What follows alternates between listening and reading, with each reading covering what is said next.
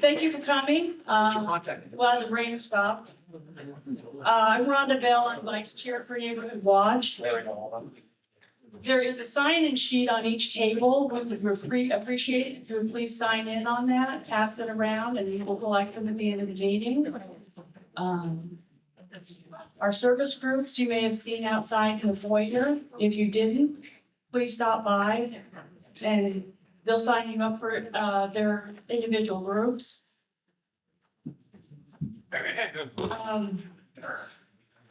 I'm sorry, I've lost my train of thought. We'll do the door prize at the end of our event. If you have a raffle ticket, or if you do not have a raffle ticket, raise your hand and somebody will bring you one.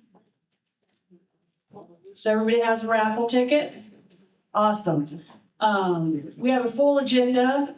I'm gonna have Jack Richards come up and introduce the fire department and dispatch, who will be up here for the next hour. Jack, you want to come on up? And Jack is our neighborhood watch liaison for HFD and HPD.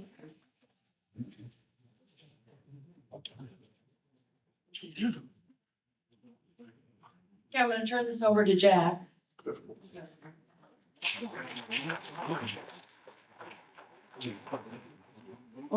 Hi, everybody. I'm a retired police sergeant from LA and Ventura counties, 36 years. I also ran a 911 center as a manager, both had police and fire dispatch. Before I go on, I always like doing this, and I hope you're okay with it. There's a lot of heroes out here, police, fire, and everything else. But today, I'd like every military person and their family to stand up. If you've done that, stand up for me, please. If you can't get up, raise your hand, but please stand up. All those for police and fire as well.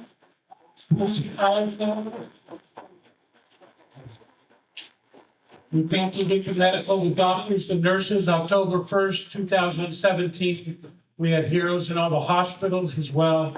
That was just a grueling day. And watching a special on documentary recently, just realized how important fire, police, SWAT, everything else is. So I want to thank you for that. The last thing is about giving some kind of gratitude and thank you to our teachers. I think teachers now are jumping in front of kids in these god-awful school shootings. They're taking bullets, they're unarmed, and they're doing that for their kids. A quick hand for teachers, please.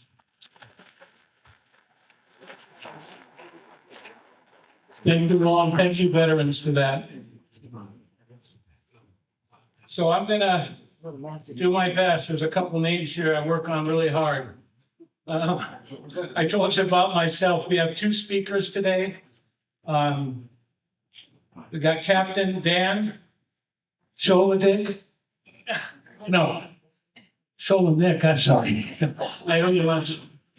And we have guest speaker and our main speaker today, Sean Friedman. I know I got that one right. So a quick thing, we're all in emergency services. I did it forever. I'm sure a lot of you have as well. Fire knows about this. In the environment of emergency services, we have emergency meetings. And a couple days ago, the fire chief called us and just told us, and he was excited to do this, that he had a personal emergency he has to take care of today. And these guys came to help us out. Chief medical officer, I guess that's what you call him, the guy that handles training. He's the guy that puts it out to everybody. So he's probably one of the best guys to have here as well. He is our guest speaker.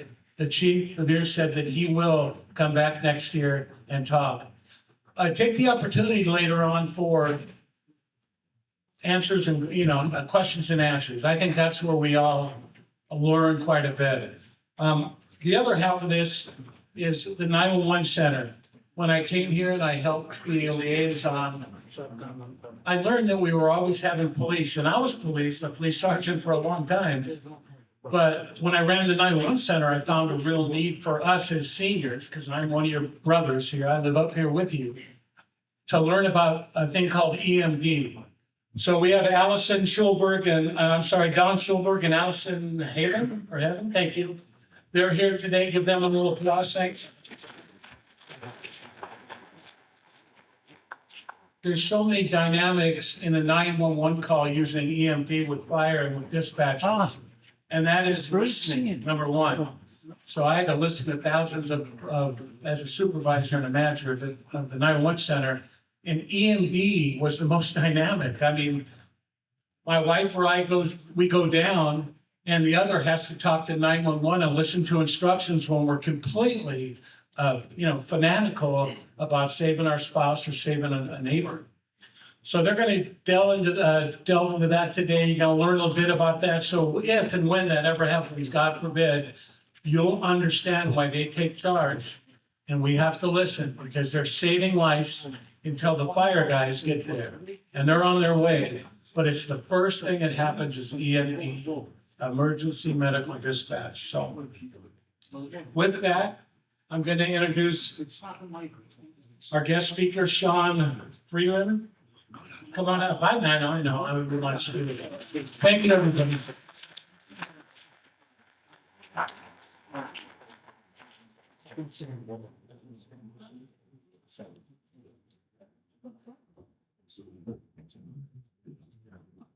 Morning, everybody. Morning. Sorry, I'm the fire chief. I'm gonna try my best. If anybody's ever heard Chief Ary speak, he's an excellent public speaker.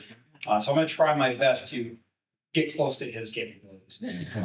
I've been with the organization for about 15 years, just shy.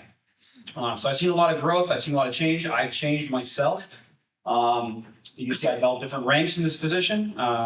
It's been quite the journey. So I'm here to tell you a little bit about our organization and a lot of the services that we provide. So first off, we have 13 fire stations. We just had one built, just got completed back in January, Station 92. And we actually have that crew down here today to do a demonstration for you. From that, we have 13 fire engines and 3 trucks and 12 ALS ambulance units that run 24/7. On that, we expect to have at least 1 paramedic and 1 firefighter on the ambulance, and they work for 48.96. What that means is 2 days they're working nonstop, 24/7, and then 24 for 2, and then for 4 days they're off. But they can work up to 72 hours straight. During that time, they're responding to a ton of medical emergencies. Last year, we ran 46,603 calls for service in the city of Henderson. 819 of them last week, and then 54 of them were actually up here in Anvil. So we are running medical emergencies, fire, we are all hazards. Fire, car accidents, electrical emergencies, you name it, we likely will respond to it. We have all of our stations divided into 3 separate battalions. So we all have different tiers of management. And on those battalions, we have Battalion 8, Battalion 9, and Battalion 14. Each has a battalion chief that supervises the company officers who man the stations. We have about 103 floor personnel working at a time. I already told you their schedule is great. And an engine company that consists of a captain who is in charge of the crew, an engineer who drives and operates the vehicle, and then the firefighter and paramedic. So every single unit that's on our organization has at least 1 paramedic. I will tell you that there are a lot of engineers and captains that hold the position of paramedic as well. So we tend to have 2 to 3 if we're lucky. And maybe 1 of the firefighters and 1 paramedic still, so they need food. No. Let's see. We provide treatment and transport for all of our medical emergencies in the city of Henderson. Now, occasionally you'll see a community ambulance or a Medic West unit out there. Those are private ambulance companies.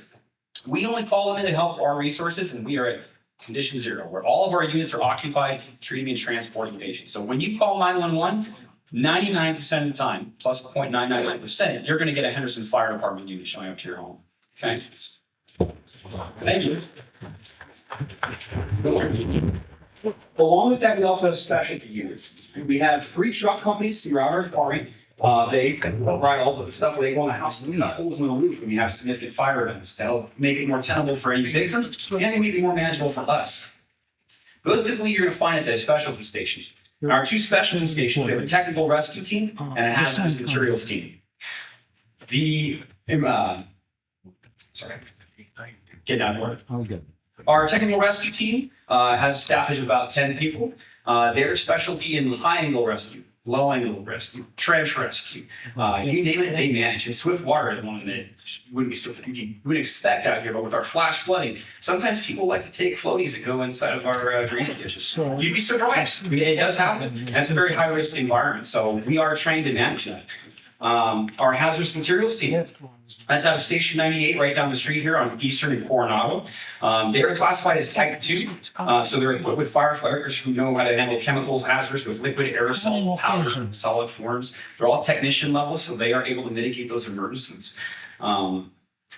They can manage it. All the other firefighters who are in our organization are trained at operations level, which means we're good at recognizing, identifying, and isolating areas so that the technicians can come and manage them. Let's see. We are also, like to boast about this, we have a lot of certifications and accreditations because we try to provide the best service we can for the city of Henderson. We are ISO Class 1. We've also been certified by CFAI and CAAS, pretty much fire and ambulance accreditations based off of the services we provide, the training we provide. And we've maintained that accreditation, at least CAS and CFAI, since I've been on this organization, so almost 15 years, if not longer. And then the ISO class has been about 5 years, I believe. So we're always trying to make improvements to provide better care and services to the city of Henderson. What else can I tell you that's super fun? We have a wonderful fire training center down off of Warm Springs and Gibson. That space has about 8.5 acres of training area for our organization. We do all of our training for fire and rescue operations. We do hazmat training there, EMS training, which is my focus. I'm a medical services officer, so I get the fun job of coming up with all the training, maintaining certifications, interdepartmental relations with the different departments in the valley, the hospital liaisons. There's something about a health district. We build policy and procedure. We do all the training. It's a lot of work, but we love doing it.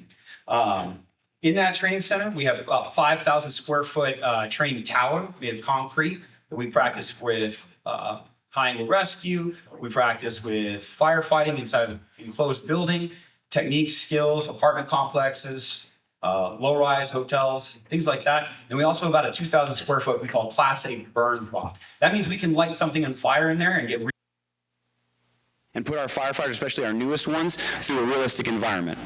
It does get a little hot, a little fun, but it's good practice, right?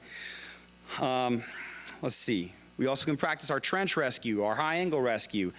We have rail cars out there in case we have an emergency from one of the rail cars on the off of Lake Mead in Boulder Highway area. We try to prepare for everything.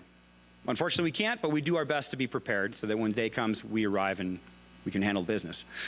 So that's a lot of detail about our organization right now. We're still continuing to grow. We still have new apparatus coming in when we can get it.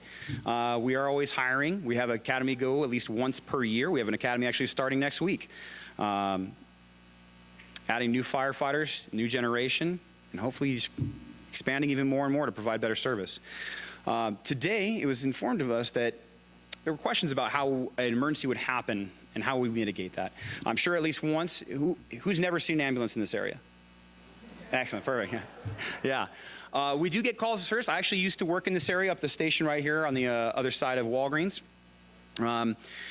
Good experience, a lot of knowledge out here. I have a crew here who's going to demonstrate what happens in a cardiac arrest scenario. So we're going to demonstrate it up here. I'm going to put a mannequin up here. Don't worry, there's no actual emergency. Very lifelike, but not alive. Okay.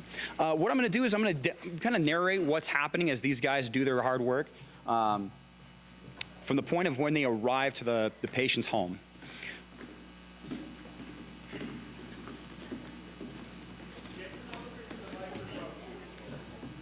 Absolutely. Now I know that's very difficult to see, but we couldn't take up the center occupancy there. But we'll just say for this instance, this is a person who went unresponsive. The spouse recognized that the person wasn't breathing and didn't have a pulse any longer and called 911. You'll get to hear about how the dispatch and our dispatch center manages those calls for service and how they dispatch us. Our objective is from the time that a phone call is made to 911 for service is to be at the home within 6 minutes. That's 1 minute from the time of phone call to the time of putting in information and then dispatching the appropriate and close units, and then 5-minute response time. We try to keep that window as short as possible. Almost every fire station is strategically positioned in the city to have a 5-minute response time to any home within that area. Okay? So they've been dispatched to a cardiac arrest, and you get an engine and a rescue company, so 6 personnel will come, and likely some police officers as well. So they arrive. Usually the first one to come through is a paramedic. Sir, can you hear me? Sir. So he's checking for responsiveness. He determines the patient's not breathing, doesn't have a pulse, and immediately has his partner start doing compressions. Sir, can I get some information? Absolutely. So the captain comes and approaches either a family member or somebody who called 911. They're looking for information. What happened? What kind of medical history does this person have? What medications they're taking? I highly recommend that if you don't have a medication list or a list of what your medical history is available at your home, you should. That makes the process a lot easier because we do track that information. It does make an impact on how we treat. So during this time, we're providing compressions. We're going to start putting oxygen on our patient and giving them ventilations. They're not breathing on their own, so we're going to help them breathe. You'll also see this box right here that the paramedic walked in. That's our heart monitor. Inside that, if you've ever heard the term AED, automated external defibrillator, it ain't automated. We're going to control it. This is what the pros use. All right, so we've attached the pads to the patient, and the paramedic will take an opportunity to see what the person's underlying heart rhythm is. Now, there are rhythms that aren't sustainable. You've all seen flatline, right? At least in some medical shows, we can't shock that. That means there's no electrical activity. But if we have an irregular activity, we can use electricity to convert that into a normal rhythm. That's what we're trying to do. It's a team-based approach. We have 5 people who are here to provide assistance. The paramedic who's running the call, this gentleman right here, this is Brandon. He is telling his crew what he needs, and we have strategic positions based off of treatments. We have an airway manager, the person who's going to manage giving ventilations and oxygen, who's also going to put a tube in the throat of the patient to breathe for them and make it more effective. We have a compressor who's doing the compressions, obviously. We have an IV medication technician. They are the ones who are going to start an IV on the patient to give life-saving medications, or they might drill into a bone in the shoulder or in the lower leg. This gives us access to the veins and to the heart, which means we can give medications that kickstart the heart. Classic Motley Crue song, by the way.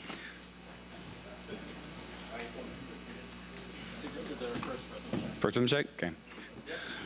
So it's kind of hard to see, but you have one paramedic. He's going into the airway right now, trying to place that endotracheal tube to secure that airway. This prevents any fluids from entering in the lungs. It makes sure that we have a secured line of oxygen directly to the lungs. And what we need when we're not breathing is oxygen. All right, let me know when the auto pulse is ready. Let's get him on that. The paramedic just called for what's called an auto pulse. This is an automated CPR machine. It's a board that has these compressing straps. We're going to apply it to our patient. They're going to get him in position. We'll wrap it around. It'll size based off of the patient's chest diameter and start compressing. It's going to take the place of our hands. Because over time, our providers do get tired. If anyone never done CPR or been trained in CPR, it's tiring. I mean, I like to think I'm pretty fit, but I get tired from doing CPR for long periods of time. Sometimes it's better to use the machine. So it'll free up some hands and make sure we're getting high quality chest compressions, which according to the American Heart Association, the 3 big things that make a huge impact in cardiac arrest survivability are high quality chest compressions, sorry, I should do it this way, high quality chest compressions, effective ventilations, and early defibrillation of lethal arrhythmias.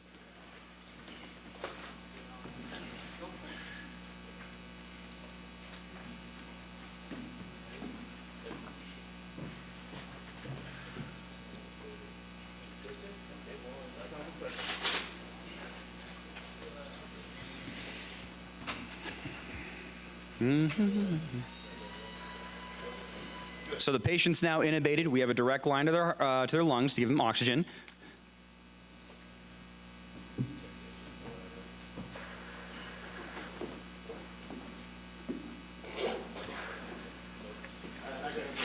This does happen. Sometimes the device malfunctions, either it's twisted, but once they recognize it's not working, it's right back to hand CPR, okay? That's true. So about every 2 minutes, they're going to do a rhythm check to see if we have a change in a person's heart rhythm.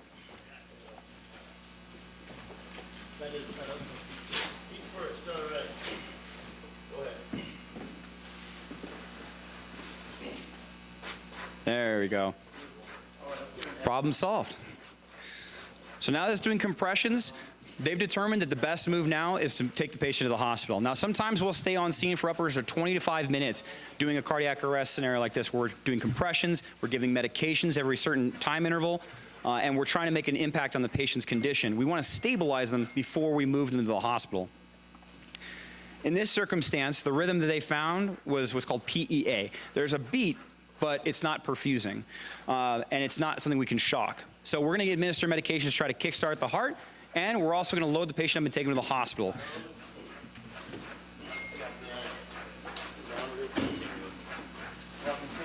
So as I said, the captain's going to gather information from family or from a known friend who's here. They'll look inside people's cabinets, looking for medications, trying to find out what kind of history they have.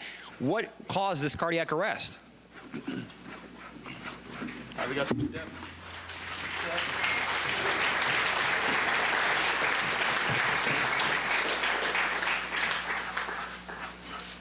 And unfortunately, the engineer gets tasked with cleaning up. That's the downside.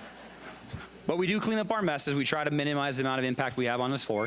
And then they'll take them to the hospital, lights and sirens going down the highway. You have a new hospital as well. West Henderson just opened up not too long ago. And you also have St. Rose Sienna. Those are the two closest hospitals. Most of cardiac arrests that occur out in the pre-hospital setting tend to be from a heart problem, a heart blockage, a lethal arrhythmia. And we will go through our algorithms to try to figure out what caused the cardiac arrest and if there's a way we can fix it. So we'll provide medications, the oxygen, compressions, everything we can. So just a few things just from our perspective. We appreciate what you do as a community watch. You know, you're covering and making, you're providing a service to your own citizens. You're getting involved, and we appreciate that. When we respond to medical emergencies, if you know what's going on with the patient, if you were witness to the event, if you know their medical history, that's extremely beneficial. I will say if you don't, though, please try to stay out of our way. Working up here, I've had multiple instances where some neighbors came in trying to be helpful, but they don't know anything about the patient, and we're standing in the middle of the night, and a door opens up behind us. All the hairs go up on the back of our necks because usually people don't just walk into homes at 2 a.m. So just be cognizant of what's going on. It can hinder our ability to provide care. If you know the patient's medical history, if you have a relationship with the family and you can help them navigate some stuff, absolutely we want you there. But if you don't know what's going on, if you're just coming to check, I would advise you just give us some space so we can do our jobs effectively, okay? Just for your own safety as well, like I said, having a list of medications available or your medical history, you can put it on your fridge on a magnet, or just have it somewhere that's readily accessible for our providers so that we can get that information. That's extremely helpful. And I know there's going to be some questions probably about Knox boxes or some others like that, and pill disposal, maybe, I don't know. But we're going to be able to answer some more questions for you. That's pretty much all I have to talk about right at this moment. So thank you for watching our little demonstration. Hopefully it gave you some good information about our department and what services we provide. Yeah, I'll be here for the Q&A. So will Captain Dan Suadolnik. He'll be here to answer whatever you have for us, and hopefully we can answer it. Just don't ask me about budget. I don't know anything about the city's budget, what kind of funds we have, unfortunately. So I'm going to pass it over. Thank you so much for your time, and I look forward to answering your questions.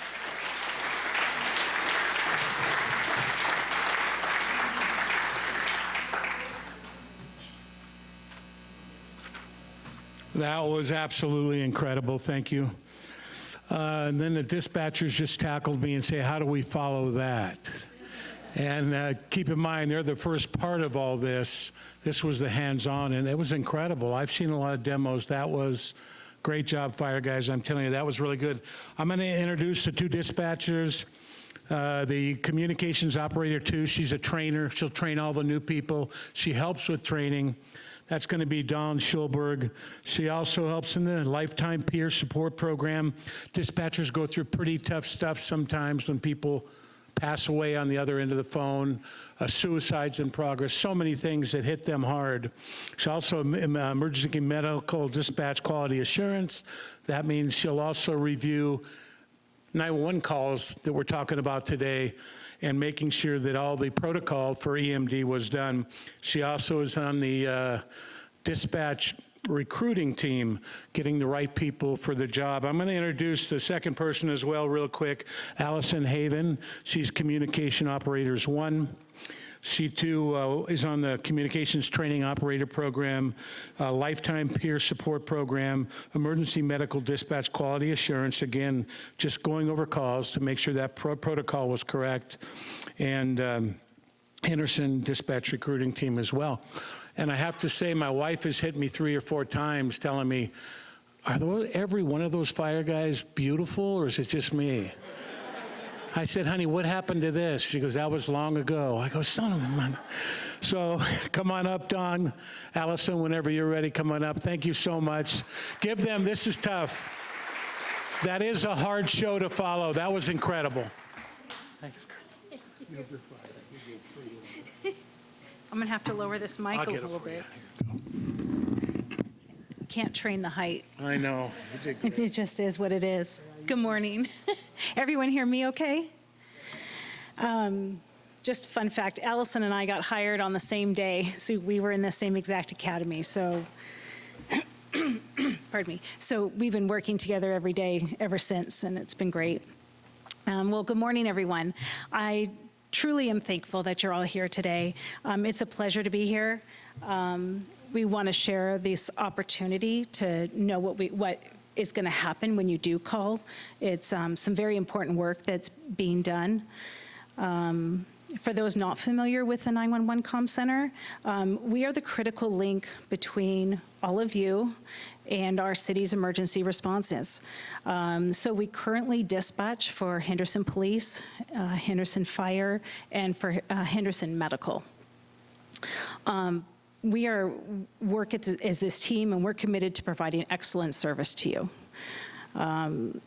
It's for our responders, our residents, and our visitors as well. We were asked to come speak with you to briefly talk about what happens during a medical call. One of the most common calls that does happen for us is a fall call. So if any of you have fallen, you might have and had to call 911, you'll know what I'm speaking about. Before we dive into that, I want to let you know some stats that we have, just so you know how much great work is being done at our comm center. There we go. The city of Henderson has a population of 332,258, and these are our stats from January of 2024. That's the most current that we have. We do manage both police, fire, and medical, and so we take all the calls and we also dispatch for them. In 2024, we received a total of 286,284 calls. Over 118,000 of those were just on 911 alone. 43,000 were medical and fire calls. And then there was a total of 168,000 that were non-emergency, or what you may hear as 311 calls. You can see this by those statistics, how critical it is that we do our job properly and efficiently. It's your safety, our firefighters' safety, and our police officers' safety is paramount. We just opened up a new comm center. You may have seen it. It's down on Via Inspirata. We still work part-time at the one at ESF. We are committed to making sure this new comm center works 100% before the ESF one becomes our backup center. So the majority of our people do work at Via Inspirata, with a few crew left over at ESF just to make sure everything's proper. We currently have 35 dispatchers. That includes 6 supervisors. Most staffing consists of about 7 dispatchers and 1 supervisor. We currently have 2 in training, and then we just had 6 more people start on October 13th. Let me see. So as of 2024, sorry, I already hit that. As you can see, these numbers highlight how vital the communication center is to keeping our community safe.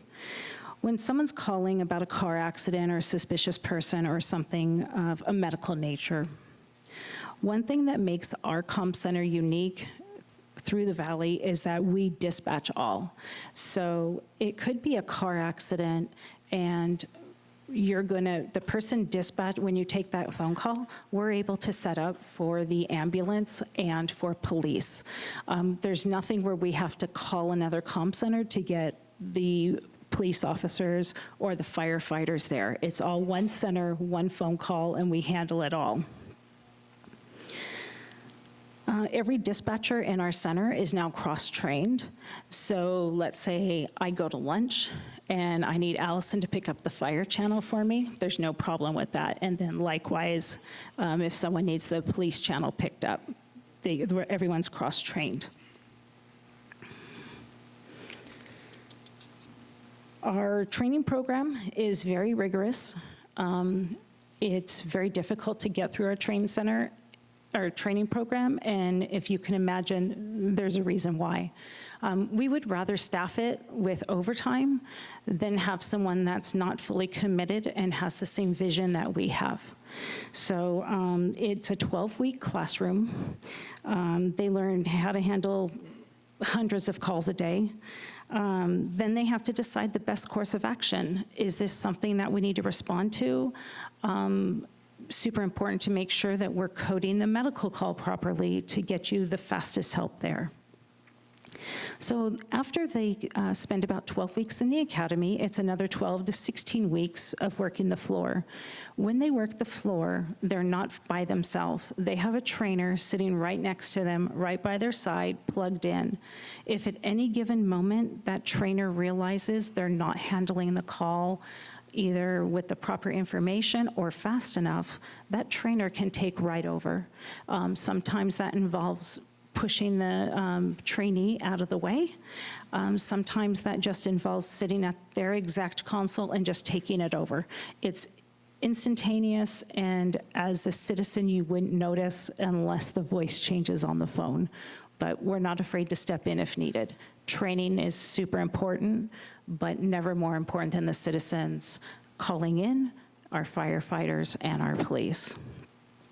They're also trained to handle multiple radio channels, so there is the possibility that when I'm taking your medical call, you could hear the fire department being dispatched.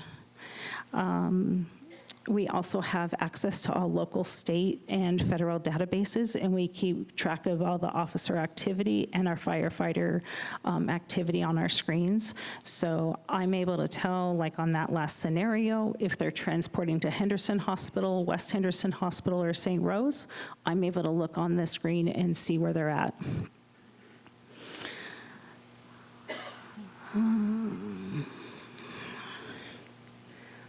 So I just want you to kind of understand what happens when you call in. I'm going to go over the fall, not the season, but actual falling. So when you first call in, the first thing that the dispatcher is going to ask is, what is the address of your emergency? One thing I want to hit on is that we're looking for a house and street number. You don't have to tell me it's in Henderson or tell me you're not sure. We know that by the address you give us. We are also going to ask for it twice.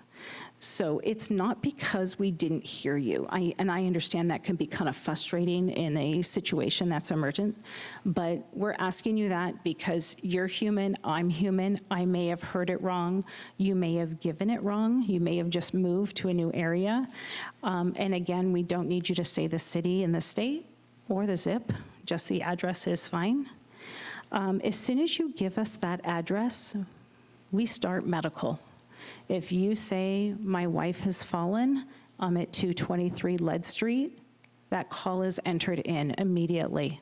That gives our rescue units or our engine or any apparatus that needs to come a head start. They're getting ready and getting to you.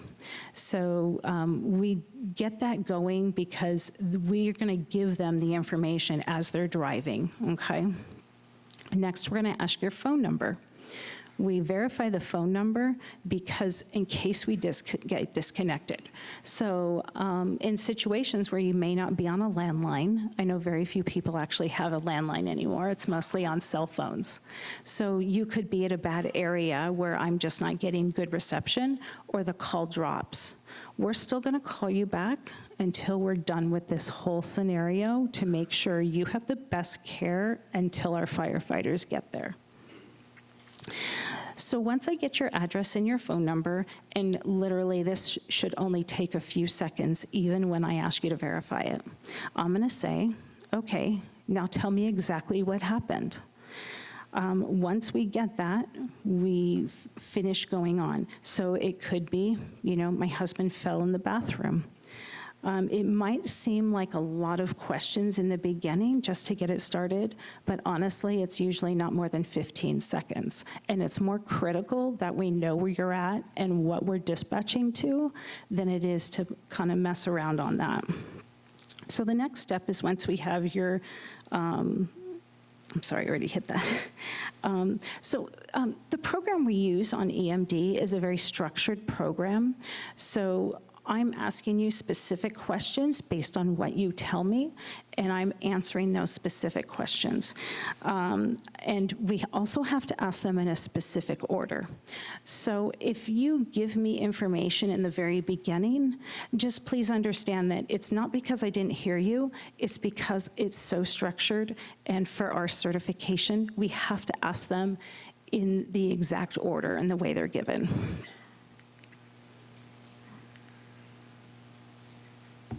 So the first screen that we get when we dispatch, you'll see that in the top right corner.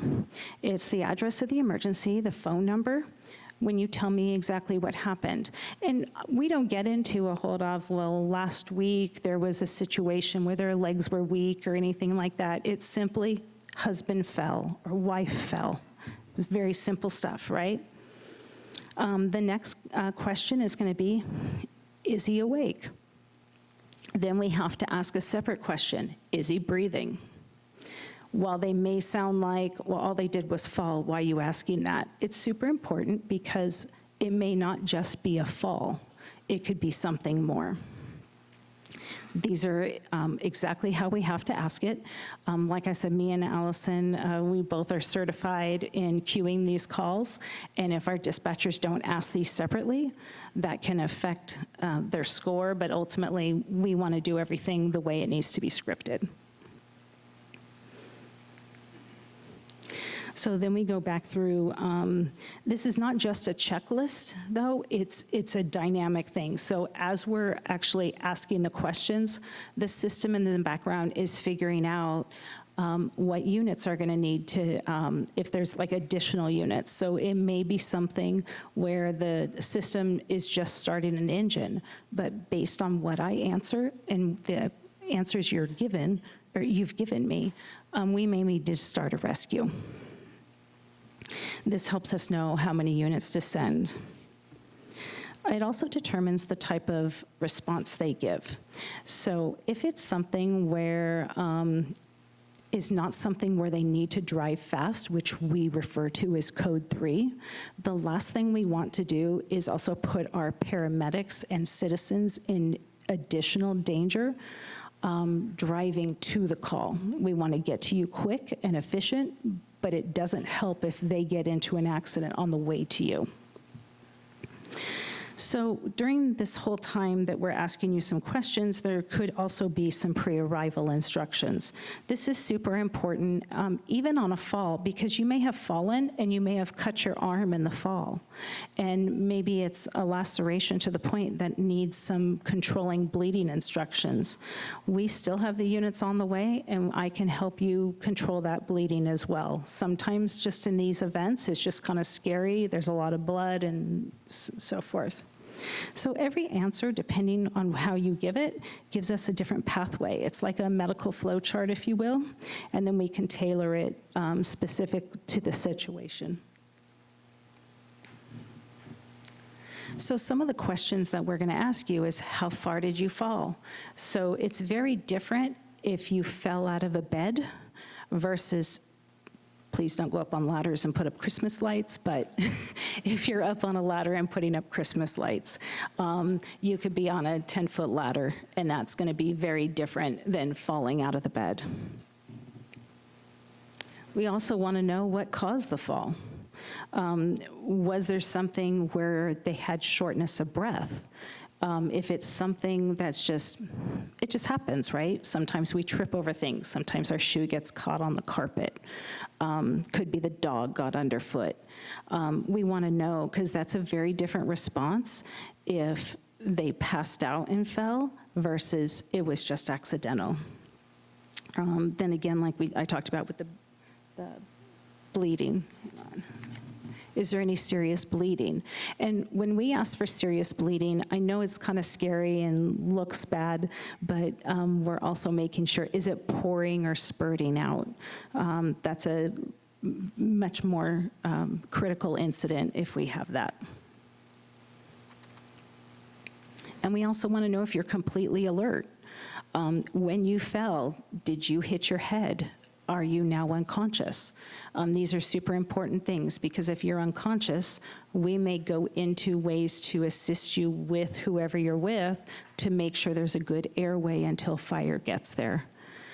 Then as the call goes on, we may stay on the line with you, we may not. If it's just, oh, you know, I fell getting out of bed and I just can't get up and everything seems to be fine, and there's someone else in the home with you who can open the door, we may let you go. If you're by yourself and you can't get the door open, we're gonna stay with you until help arrives. It just depends on the severity of the information, what your current safety is, and whether further care instructions are actually needed.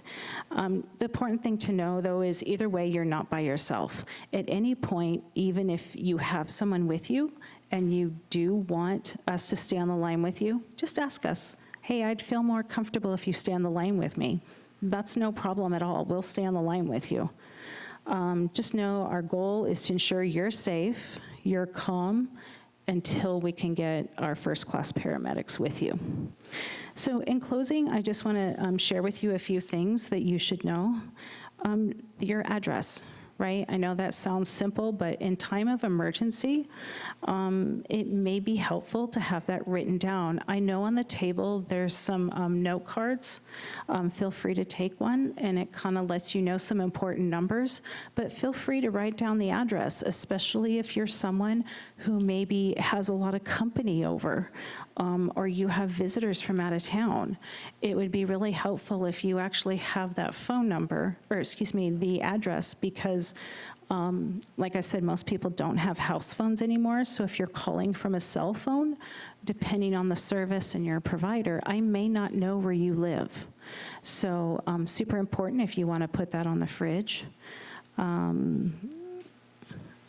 If you can stay calm, we're going to help you through that. I know it's kind of scary to have to call. Most people only call 911 one time in their life, but we understand situations are just different, and that's fine. I just want you to know we are trained professionals. We will get you the proper care and help. You're never alone, and we're just with you every step of the way. So thank you so much for your time. I appreciate it.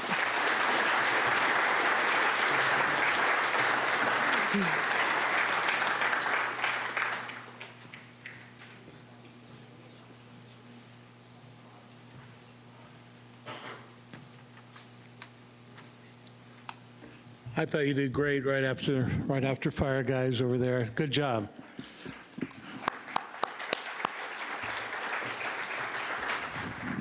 You know, ride-alongs are fun. I used to have guys in the police car all the time go on ride-alongs, especially they love going with my dog. You want to go on a ride-along, sit with one of them. I don't know if you guys have ride-alongs, we did, where you can sit with headgear next to them, and it's just amazing what they do. I was trained in that. They made me go through it. It's worse than any shooting I've been in or any dog catch or anything. That is a lot of work, so thank you both, Allison and Don. Okay, we're going to do question and answer real quick here. So I'm going to ask Sean, Dan, Dawn, and Allison to come up. So get your questions ready. We have microphones that can be passed around. Just raise your hand if you'd like to ask a question. Thank you. And between the four of them, they will answer them. So, God, that was a great presentation. Come on up, you four, if you just don't mind standing.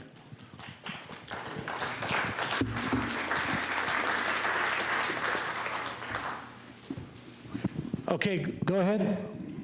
So Sean mentioned that we should have a medical history form, like posted on the refrigerator. Is that available on the HFD website? As far as like a template or Yes. something to write up? Like a PDF that we could distribute to our neighborhood watch? Not that I'm aware of, no. That would just be something that you would have to generate on your own. There might be some templates if you look online for name, medical history, surgeries, and medication lists and medication allergies. And you could fill that out and have that on your board, or you could just write down the list yourself on a notepad. Either would be sufficient just so that we have some form of reference if you're unable to tell us what your medical history is. Hi. I've got a question about CPR.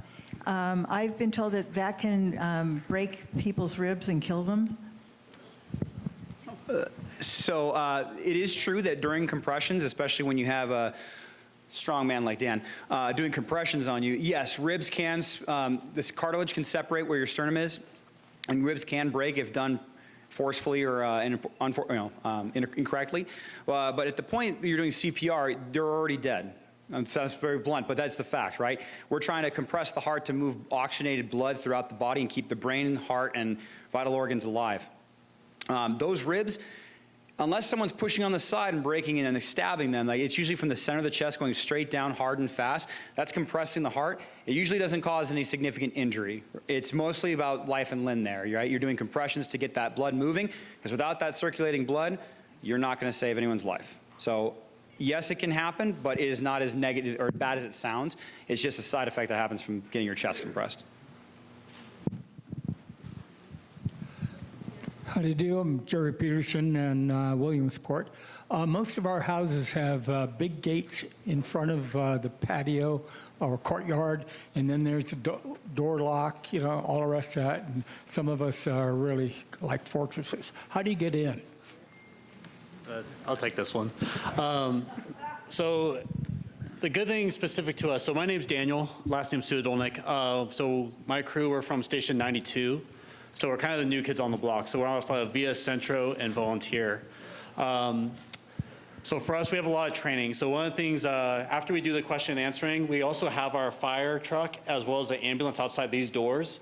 We're gonna stick around and let you guys, if you guys wanna see the equipment, we can show off some of the stuff that we have. So specific to your question is like a fortified entry. We have training to get through there. So we have obviously the most popular item will be a firefighter's axe. Part of that also would be a Halligan, and it's a tool that we carry that creates leverage. If we're not able to get through like any type of fencing with that, we also have a metal bladed K12 circular saw.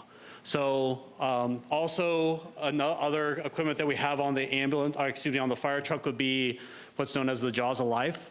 So that's a hydraulic power plant that we have either a spreader bar or a tool that we call the cutters that for the cutters specifically, it has a 60,000 PSI of force. So it's something that, to most people it is fortified, but for the fire department, especially if someone needs us, we're going to get in there. So hopefully that answers it, yeah. Okay. I want to add to that too, but we can also access through your garage. We do have tools that can open the space in the garage where we can pull that release string and get into your garage to access your home from that point. And if you have a lockbox outside, either it's a knockbox or a personal lockbox code, you can let dispatch know that. You could call a 311, let them know, and they can add it to your residence, and they could have it identified as what the code is, so we can access your keys and open it without causing damage. And she has more of that. I just want to also add that you can call our fire administration number. It's 702-267-2222. And they can, if you have a lockbox and a code, they can attach that to your address. So when you call 911, we already could have access to your doors or your garage. Okay? Okay. It's 702-267-2222. I don't know.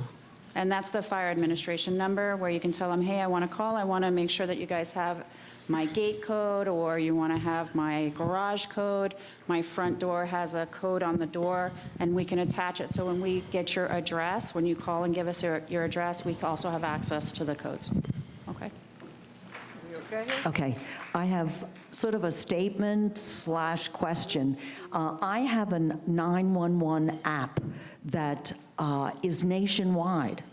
And you can fill out, going through the app to sign up gives you all the personal information with medication, your history, body identification, so that if you're in an accident or something happens anywhere and there's no one around to give that, it's a 911 database.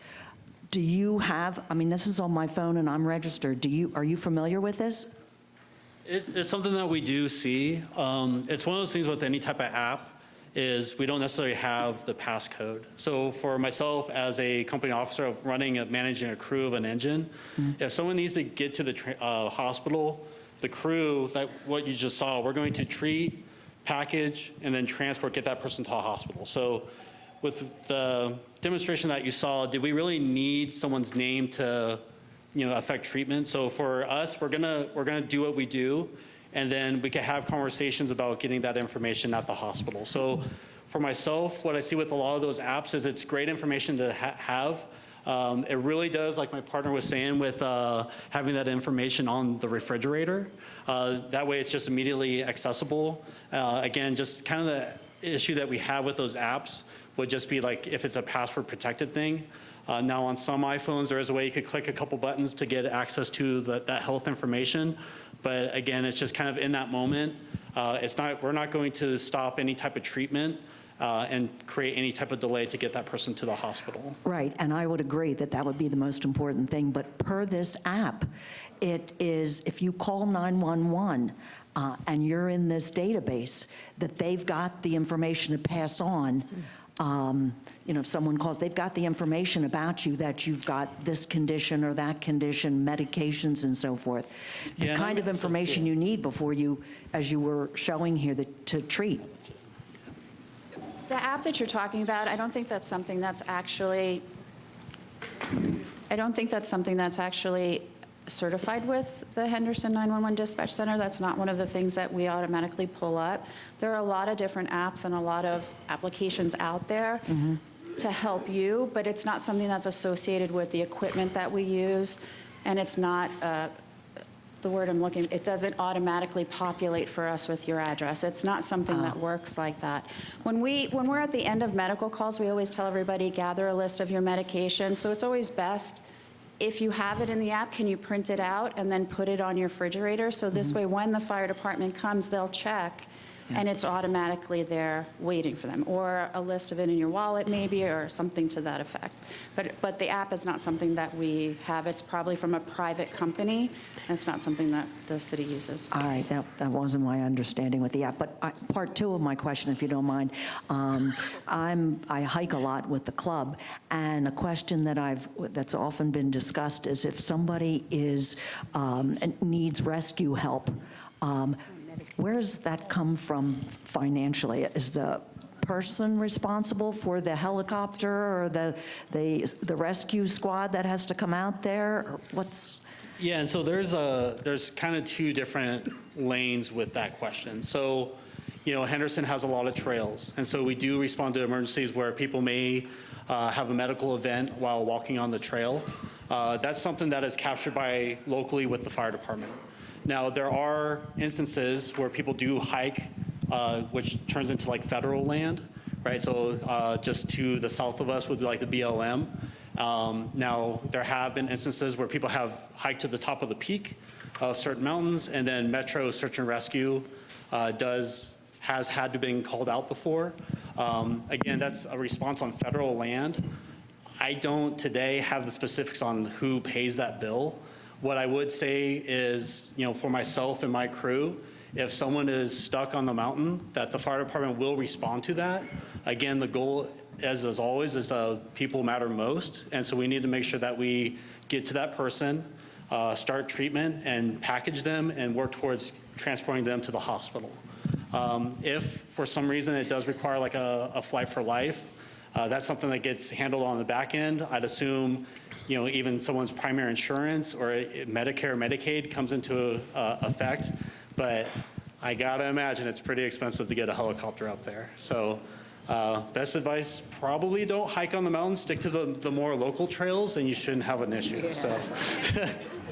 And especially when the weather's a little nicer. I have a question. Yeah, we do get people hiking in the middle of July. And shocker, they do run out of water at times, so we do run that call. But again, why do we exist? We're here for the people, the citizens that we serve, and we'll happily run those calls. So. I have a simple question. I have a Knox box, which is hanging on my front door. I live in Trenton. It has a courtyard, and I have a gate. So front door is inside gate. How do you get in? And it kind of goes back to the other gentleman's message about kind of like that fortified entrance is, people will call the fire department for many reasons. And it's just one of those things that if the house is on fire, to the gentleman that asked the question, like, we're getting through that door. Now, if it's a lift assist or if someone just needs assistance getting through it, then we do have other techniques to get through, even like a lock gate. Our goal is to cause no damage, but again, in our world, at times, we do have to damage things a little bit. So my suggestion to you is is everyone familiar with the residential knockbox program? Okay, so what it is you could buy the box at like a Lowe's, a Home Depot, or through an online vendor. And what it is you put a set of keys on there, and it just kind of hangs from the top of your door. And what that allows us to do is it has we have a special key that we're able to access that little device, and then we have keys to your front door, okay? So for your circumstance, it sounds like you have another gate that is there. I know with myself and my crew, we do have some techniques to kind of pry to bypass that lock. But again, our goal is to not damage that. If the scenario as to why the fire department's there is important for us to get through that gate, again, we do have the tools to get through the fence. But again, our goal is to not damage things. I have a question back here. Okay. Did that answer your question a little bit? Okay. And then, the fire station for this area is right off Ashley, Fire Station 99. They're probably the most educated about doing the Knox box program. But again, if you guys have questions about getting that Knox box program, then you can also stop by my station, which would be Station 92 off Via Centro and Volunteer. Okay? Okay, I have something really simple. First of all, it's a phenomenal presentation once again by all of you. Thank you for coming. The one thing I'd like to add, when you are making out your very, very important medication list that's going to go on your fridge, you used to hand out plastic containers and put in your fridge, but now you're saying on the outside. Make sure you put any allergies you have to medications or anything else. I have a couple that could put me straight into ICU. So make sure you ask whoever you're treating, and also on your medication list, write your allergies. And I don't know if everyone here knows the purpose of the Knox box. I learned it at a previous presentation, so I don't know if you want to spend a minute explaining that wonderful product again, and thank you. Yeah, and exactly what you said, just a message that the other piece of this that we run into as a fire department, unfortunately, is, medication is very helpful. Any allergies are very helpful. Sometimes we do see a hospice care. It's kind of this a purple sheet as well. So any information that you have that you can share with the fire department is appreciated. But again, we're not going to delay any type of treatment. And then, we do run a lot of medical calls, so we do look for the very common places to find any type of medications. Now, back to the Knox box program.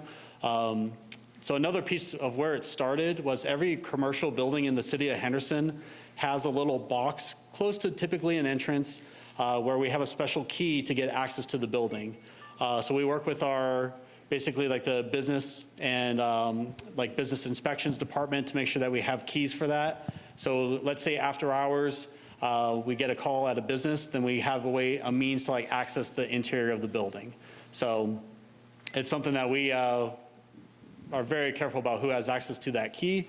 But we have also applied that to the residential environment. So you will see those residential Knox boxes, and it's a special little box. Again, it just kind of goes on your door. They're basically stop by Station 99, and they'd be able to kind of get you set in that direction with getting one of those installed at your houses.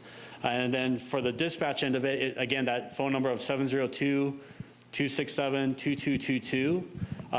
If you were to have a garage code, or maybe you buy your own little lock box with a code on it, you can share that information. We can make sure that information gets to our dispatch center. So. Okay, before I ask my question, I'd like to give you a big personal thank you to your entire department. If it wasn't for you, I have a feeling I would not be here today. So really, thank you so much. My technical question is, when you respond to what looks like a heart attack, do you administer a clot buster drug? No. Oh. No. So there's a scope of practice for paramedics here in the Valley. That medication is not something that we can administer. There's too much of risk associated with excessive bleeding. If bleeding is the cause, we don't know until, if we suspect a heart attack, we'll give aspirin. Aspirin is still one of the most common medications that actually does inhibit, like, I'll make it as simple as possible. When you're hurt and you start forming a scab and a clot, there's things called platelets that are adhering and creating a blockage. When you have a blockage in your heart because of that, the aspirin prevents those from sticking to each other anymore. So it helps mitigate that so you still get good blood flow. And then we take you to the hospital where they can actually go in and make their changes to their, or open up that gap. But no, we won't give any blood medications like that. That's outside of our scope, unfortunately. Plus, we just don't have enough information to know if that's actually the cause, and the worst thing we could do is give you the wrong medication for the wrong reason. So, my question is going going back to putting. I have a question. As far as when we have animals, I've got a 60-pound, very scary-looking dog that's a love bug. But will you enter the home? I had heard once that if I can't restrain the dog, but I'm laying out, on the ground and can't do it, will you still come in?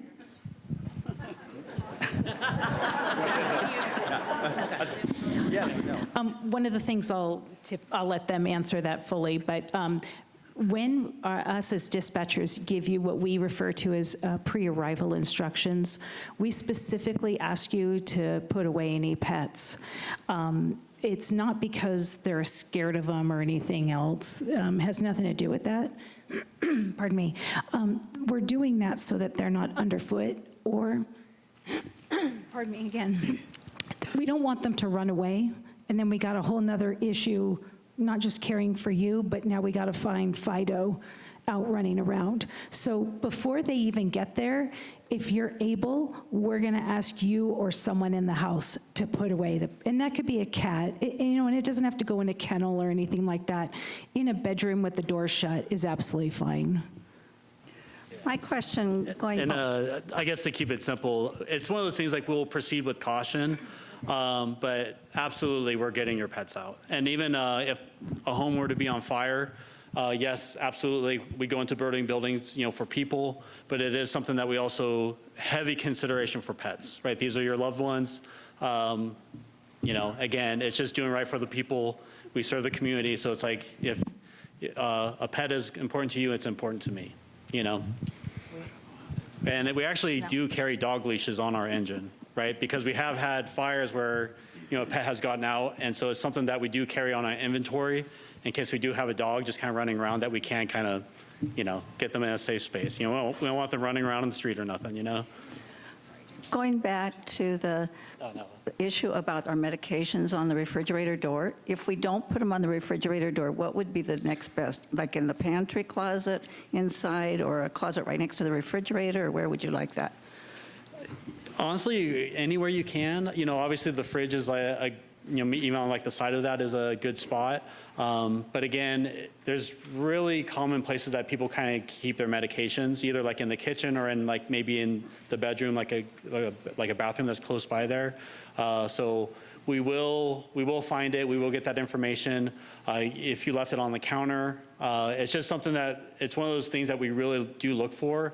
But again, kind of going back to earlier, is like if someone needs medical treatment, we're not going to let it delay treating someone that needs our help. So if we could get that information, great. It's very helpful, but if we can't, again, we do need to get someone to the hospital, so.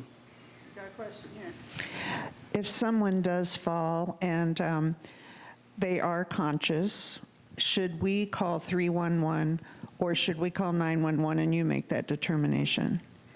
If you feel that you're in a life-threatening situation, you can call 911 at any time, okay? I don't want you to think you don't want to bother anybody. Let me just call 311. That's what 911 is for. If you've fallen, you're not sure, someone's hurt, you can call 911. We're not going to scold you for calling 911. And unfortunately, we get a lot of people that call on non-emergency, and their spouse has passed out, and they're like, I don't want to bother the guys, it's late. Call us on 911 for two things. We'll get your location, right, but we're still going to verify your address, but your phone number is possibly going to come over. Otherwise, it just kind of slows things down a little bit. But if you're in a situation where you're not sure if it's life-threatening, just call 911, okay? We'll still handle it the same way as if it was non-emergency. You're not bothering anyone. That's what we're here for. Okay. Okay, here's another question. If the emergency requires being taken to a hospital, does the fire department have a predetermined criteria as to which hospital, or can the patient or the family have a preference as to where to be taken? Yes to both. It depends on patient condition. If it's a critical issue, like a cardiac arrest, we're going to go to the closest facility. So from this area, it'd be either West Henderson or St. Rose Sienna. It also depends on if it's a heart attack. There are specific hospitals in town that don't have the ability to treat a heart attack. They don't have a cath lab. So also same thing for strokes, for trauma. Depending on if it's a traumatic injury and the depth of the trauma and their condition, we may have to go to Sunrise or UMC. If it's a burn, Sunrise, I mean, and UMC, like there are specifics there.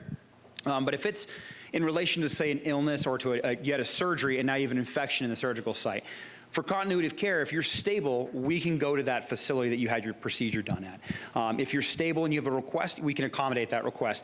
The only time that wouldn't apply is if, like I said, when we had condition 0 where we had no ambulances available, we may get direction from our supervisors, the battalion chief, saying, you guys can't go to Mountain View. Sorry, you guys got to go to a closer facility. And that's just to help mitigate the needs of the city. So most of the time, yes, we can go to the hospital of your request, unless it's specific to your condition and we have to go to a specific hospital, or unless we're told otherwise. I've got something to share here. My husband passed away a year ago, and I realized I'm alone. I now have a pennant with emergency things on the back of it I wear. I have an emergency card that I carry on my purse. I'm in the hiking club. I carry it on my hiking club. I have a thing on my strap of my seat belt that's exactly this, because I drive it by myself to another state a lot. It's right there. And other ones have a whistle on it. The hiking one does. And I just got this on Amazon. It was very cheap. So, I need to put one on my refrigerator, so, okay. I don't wear it to bed, by the way. That stuff's great. Like, that stuff that'll help us out is great, right? With caution, right? With apps, with anything. Oh, by the way, this one. My father, I wish he had told me before he bought it. He bought a USB drive that was like a card that would flip out and you could plug into our computers. Our policy, we don't plug anything into our computers, right, for risk of malware and stuff like that. So I'm like, yeah, not going to happen, Dad. Sorry. don't buy that again. So a list is always great. Having at least somewhere where it's very noticeable, like she said, on the seatbelt for drives, on your person, great spots. Love that. It's got bling, too. I love that. So what she's wearing on her neck is a life alert. There's a few different third-party vendors. Exactly that. If you find yourself living alone, highly recommending having something so that you could get in contact with somebody. We do run calls where people have been on the floor, even over like 24 hours. And then, so it's just something that if you do live alone, I highly recommend and do encourage you to get a life alert thing. It's like, it does have like a little intercom system. It also allows you to kind of share the information of any type of medications and allergies. But the biggest thing is just a way to communicate, to let the outside world know that you need help. So if do consider getting a life alert program, it does provide us, the fire department, a lot of good information, but it does, more importantly, it just helps us to get to you to help you so that you're not on the ground, or, you know, if you need, whatever your need is, so. All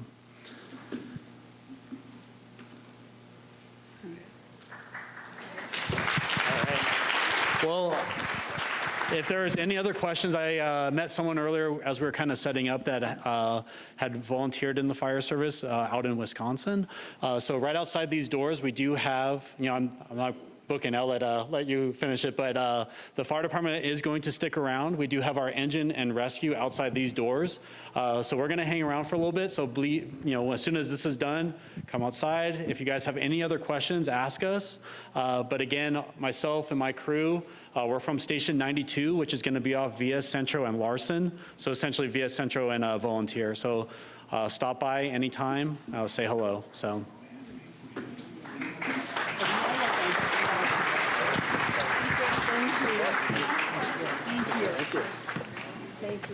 They were incredible. Thank you all. Okay, Rhonda, it's time for the gift cards. Get your tickets out. And good luck.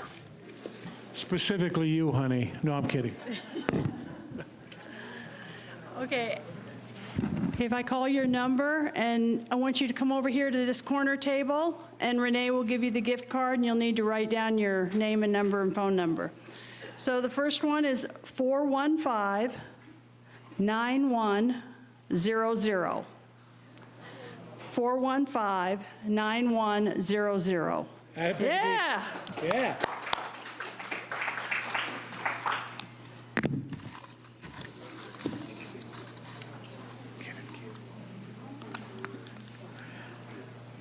Okay, the next one, 415-9194. 9194.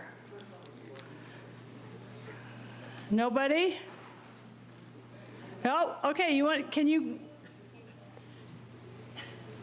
do you need help? We can go back there if you need to. No? Okay.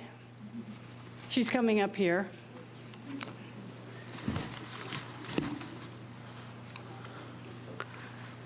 These are $100 gift cards to Lowe's that Neighborhood Watch obviously would like you to put that towards safety equipment for home or something.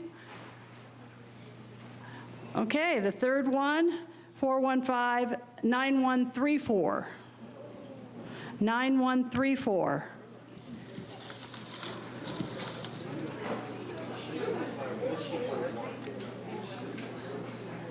Is it yours? Okay, Renee's. Okay. Well, thank you. As they mentioned, the truck and ambulance is out front and right out here at the fire lane. And stop by and talk to them. Be sure to thank them. We appreciate all of you coming. Thank you.